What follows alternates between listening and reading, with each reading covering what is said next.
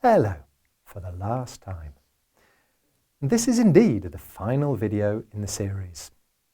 In the last few videos, I've been encouraging you to notice some features of varieties of English, not standard RP, received pronunciation, British English. This is still the variety of English most commonly taught to foreign learners throughout the world. But of course, it is only one variety of English, and most people in Britain don't even speak it.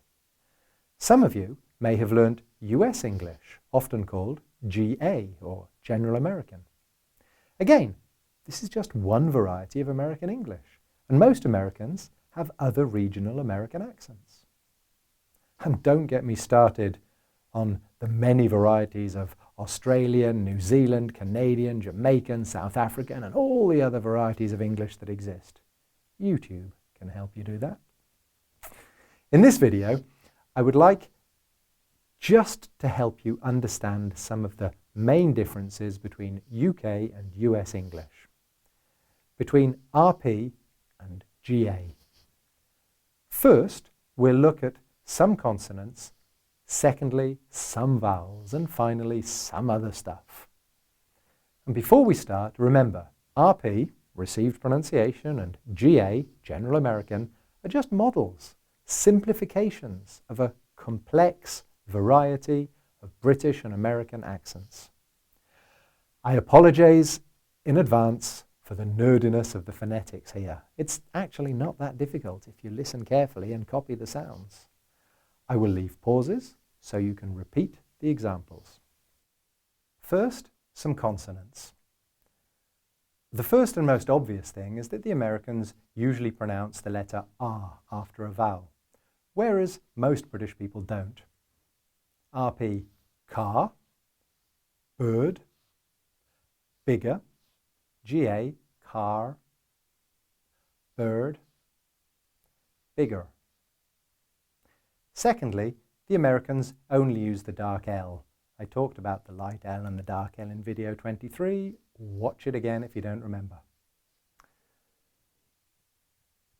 As we saw back in video 21, another common difference between British and American English is that when the letter T occurs between vowels, the Americans tap it like a D sound. The British sometimes do the same, but often use an aspirated T or a glottal stop. Listen, RP, better. Glottal stop, better. American, better. You may have noticed the vowels sound a bit different too, as we'll see in a moment. Firstly, the Americans don't usually round the back vowel O. Listen to the difference and repeat the examples yourself. RP, lot. GA, lot. Be careful, the Americans also use the same R vowel when the British would use a long, rounded OR, as in the last examples, RP, law, and GA, la. The next vowel also involves the letter O when we pronounce it with the diphthong O. The Americans usually bring their tongue further back in the mouth, so we get RP, phone, GA, phone, phone, phone. The last vowel I want to mention is the A vowel, the short pronunciation of the letter A. The Americans usually lengthen it and close their mouths and slightly more than the British, and also spread their lips a little.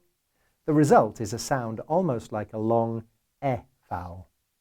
RP, cat, GA, cat.